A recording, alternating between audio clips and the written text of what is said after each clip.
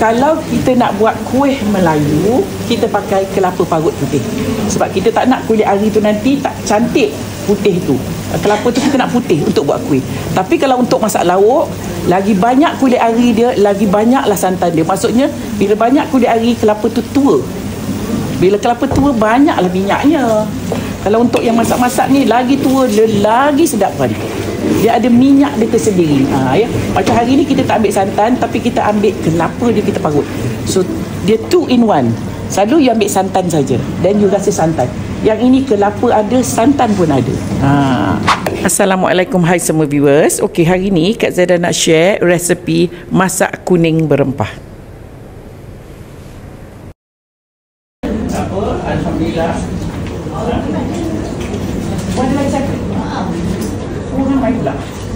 Ada satu lagi saya lupa nak sebut. Lagi romongan.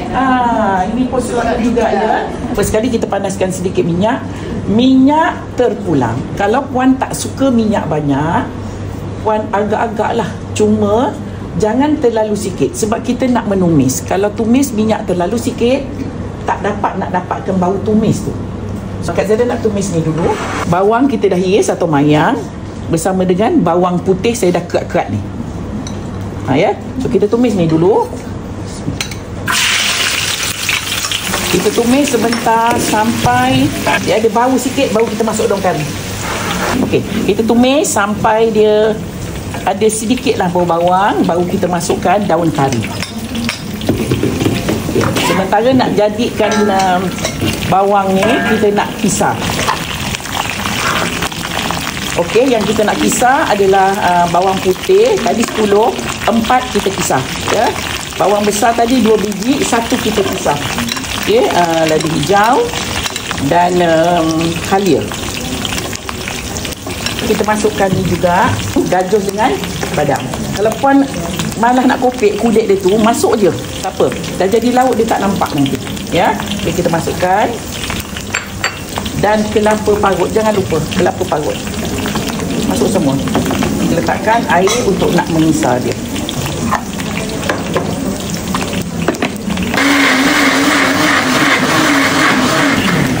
Ujung-ujung dia dah mula caramelize, nampak tu ya. So kita nak masukkan yang kita kisar ni. Okay, bahan dia yang kita kisar ni tadi, bawang besar, bawang putih, halia, lada hijau, kelapa parut bersama dengan gajus dan badam. Okey, kita tumis sampai dia garing, pecah minyak ya. Ya, okey. Dah garing macam ni. Okey, Kak Zaida nak masukkan air. Air ni ni orang dulu kalau masak. Dia sayang ni, kalau boleh semua dia nak kokot ya. Saya akan masukkan air dalam blender ni. Kalau puan tak suka, ada orang sekarang masak dah tak puasa dah.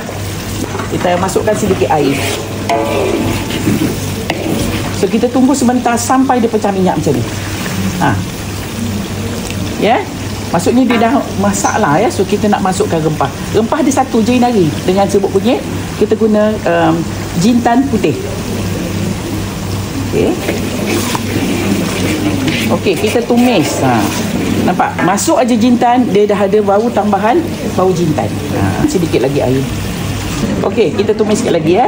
Alright. Kak Zaida nak masukkan sos. Kita nak masuk ni ialah chili sauce. Ada chili sauce sikit. Kita masukkan sos tomato. Dua-dua masukkan sos. Okey. Kalau yang ada kunyit hidup, pakailah kunyit hidup. Cuma saya tak nak pakai kunyit hidup.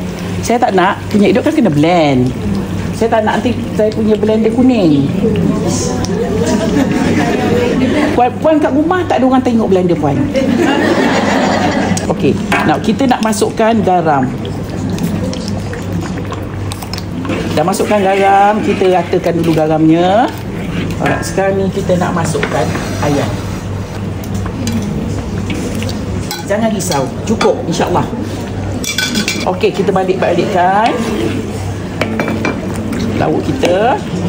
Saya nak masukkan yogurt. Masam kita datang dari yogurt dan lemak juga daripada yogurt dan sedikit kelapa parut tadi. Kita nak tahu susu cair. Ya. Dia punya warna cantik puan, dah bukan hijau. dia warna kuning keemasan. Alright, yang ini kita nak tabur. Puan tak suka macam ni, you nak kerat ikut suka hati you. So yang ini kita masukkan. Kak Zaidah tak buang biji tau, sebab saya suka biji tu, nampak cantik dalam lauk. So kalau you rasa you nak korek buang, tak ada masalah, terpulang ya. So saya nak masukkan lada, nak tambah cantik pada kuah kita, dan kita nak masuk sedikit daun ketumbar.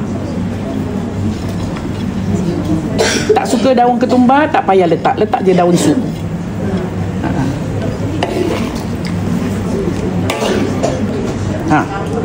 Cantik. Dia orang pun akan tanya macam mana dia buat color macam ni. Ya. Sebab kita ada tomato sauce merah, chili sauce pun merah. Tadi dah hijau. Okey, dah cantik dah lauk kita, bau pun dah sedap. Okey, dah cantik dah ni, dah masak. Kita nak tutupkan apinya. Alhamdulillah, dah pun siap resipi kita hari ini, iaitu masak kuning berempah untuk tetamu Kak Zaidah.